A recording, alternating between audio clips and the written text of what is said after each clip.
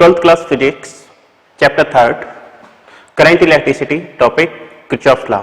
उस पर बेस्ड कुछ न्यूमेरिकल हम कर रहे हैं। तो क्वेश्चन नंबर 5 में देखिए, आपको ये सर्किट दिया गया है। इस सर्किट के अंदर आपको करंट फाइंड आउट करना है हर एक ब्रांच में। तो टोटल करंट हमने कितने इंडिकेट किए हुए हैं इस सर्किट में? 3। तो हमें 3 इक्वेशन बनाने पड़ेंगे। 3 इक्वेशन कौन कौन से बनेंगे वो देखिए। पहला, in close circuit, close circuit का नाम है पहले का ए बी सी ए। इसमें इक्वेशन बनाने हैं। तो देखिए, बैटरी कितनी यूज हो रही है इस सर्किट में? 10। एक ही बैटरी है, 10 वैल्यू की है और करंट सेम डायरेक्शन में सारा, तो माइनस हमें नहीं लगाना पड़ेगा। रेजिस्टेंस 4, करंट इतना फ्लो कर रहा है तो ये हो गया 4i1 माइनस i3, प्लस का साइन। रेजिस्टेंस 2, करंट फ्लो कर रहा है i1 plus i2 minus i3। इसके बाद प्लस रेजिस्टेंस 1, करंट फ्लो कर रहा है i1। इसे सॉल्व कीजिए तो ये हो गया 10 4i1 minus 4i3 plus 2i1 plus 2i2 minus 2i3 plus i1। इसे सॉल्व करेंगे तो कितना आ जाएगा? 10। i1 कितना है? 4 प्लस 2 6 और एक 7, 7i1। i2 एक ही है, प्लस 2 i2। i3 कितना है? 4 और माइनस 2, तो ये हो गया माइनस 6 i3।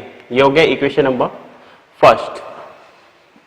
इसी टाइप से दूसरा क्लोज सर्किट लीजिए, ए सी डी ए। इस वाले क्लोज सर्किट में बैटरी या सेल एक ही है। कितने वैल्यू का है वो? 10 वोल्ट का। करंट, सारा करंट डायरेक्शन में है, पॉजिटिव से नेगेटिव की तरफ है, तो नेगेटिव हमें कोई नहीं लेना है। रेजिस्टेंस 4, करंट फ्लो कर रहा है i3, तो ये हो गया 4i3 plus resistance 2, current flow कर रहा है, करंट है इसमें i3 minus i2 plus resistance 1 ओम का है, करंट फ्लो कर रहा है i1, तो ये हो गया 1i1। तो कितना हो गया? 10 4i3 plus 2i3 minus 2i2 plus i1। कितना हो जाएगा? 10। ये हो गया i1, i2 की वैल्यू माइनस 2i2, i3 की वैल्यू 4 प्लस 2 6 i3। ये हो गया इक्वेशन नंबर सेकेंड। इसके बाद एक और इक्वेशन बनाना है, तो एक और सर्किट ले लेते हैं, A B E D A. हमने ये पूरा सर्किट ले लिया, A B E D A. इस वाले में देखिए बैटरी कितनी यूज हो रही है? बैटरी एक ही है या सेल एक ही है, 5 वोल्ट का। करंट i2 जा रहा है, ठीक है। ये वाला करंट बैटरी के करंट के अपोजिट डायरेक्शन में है, तो ये कितना आ जाएगा?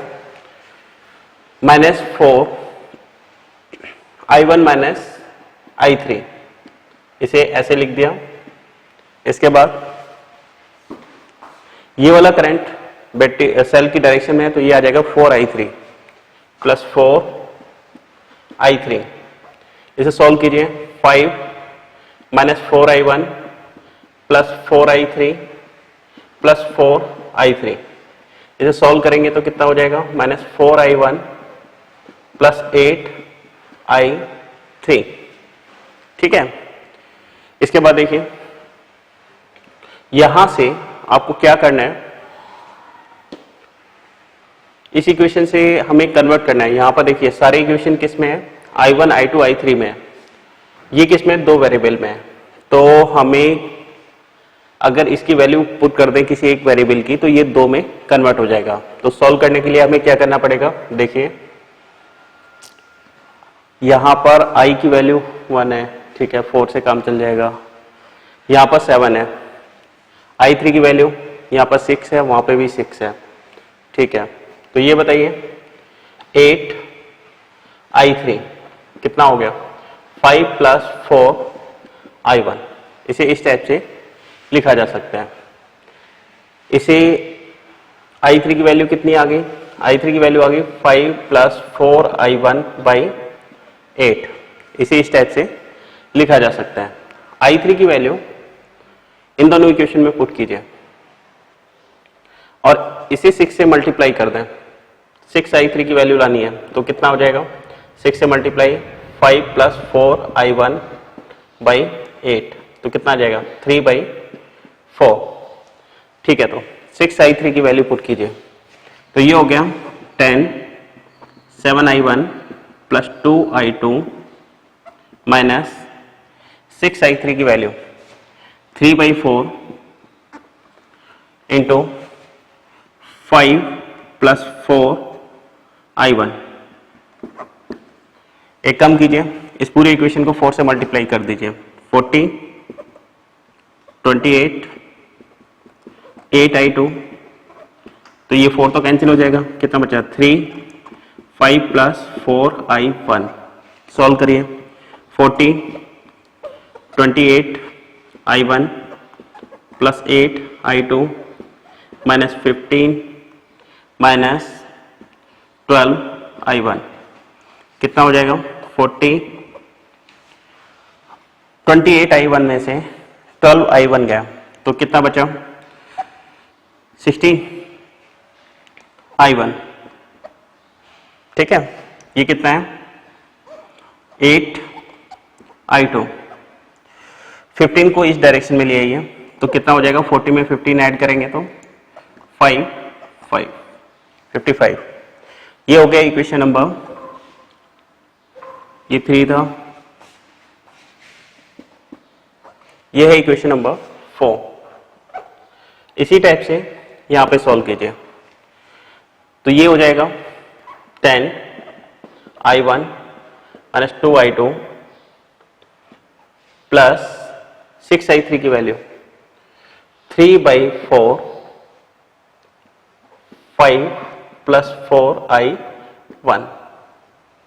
ठीक है, 4 से multiply 40 4i1 minus 8i2 plus 3 5 plus 4i1। Solve कीजिए इसे, 40 4i1 minus 8i2 plus 15 plus 12i1। यहाँ पे देखिए, आगे सॉल्व कीजिए, 15 को वहां पे ले जाएंगे, 40 में से 15 माइनस हो जाएगा, 14 minus 15 equal to 12 4 16i1 minus 8i2। ठीक है, तो ये कितना बचा 25 equal to 16i1 minus 8i2। ये हो गया इक्वेशन नंबर 5। अब हमें करना क्या है,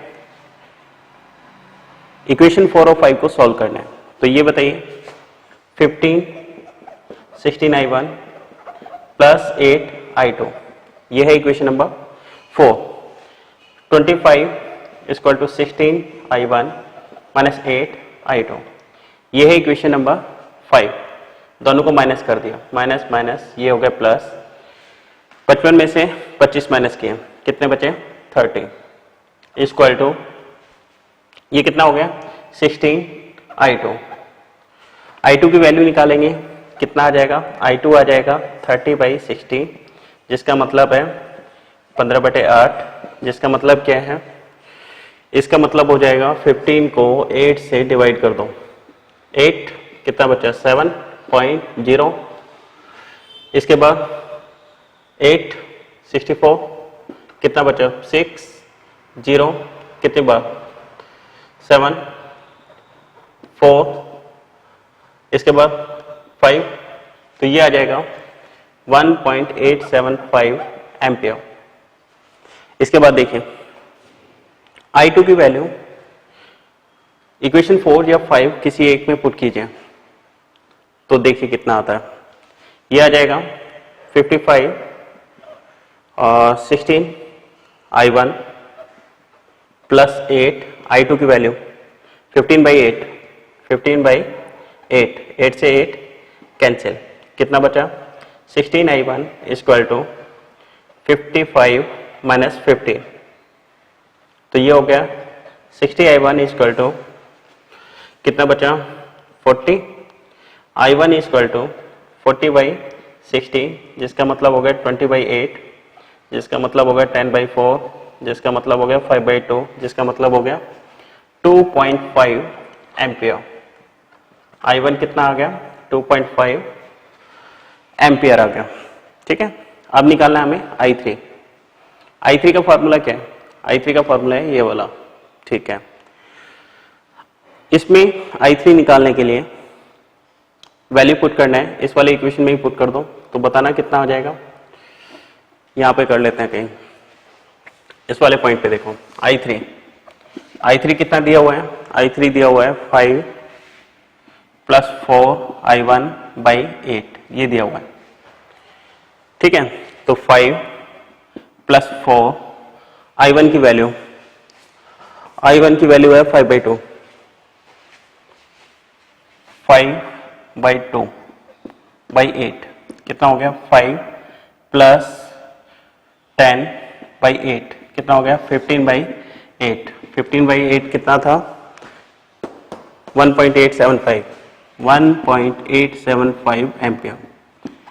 तो ये वैल्यू हो गई सारे करंट की। I3 की वैल्यू इतनी है, I1 की वैल्यू ये है और I2 की वैल्यू 1.875 है, जिसका मतलब क्या हुआ I2 और I3 इक्वल है, जिसकी वैल्यू है 1.875 और I1 की वैल्यू है 2.5 एम्पियर। तो इस क्वेश्चन को इस टाइप से सॉल्व किया जाएगा। Thank you.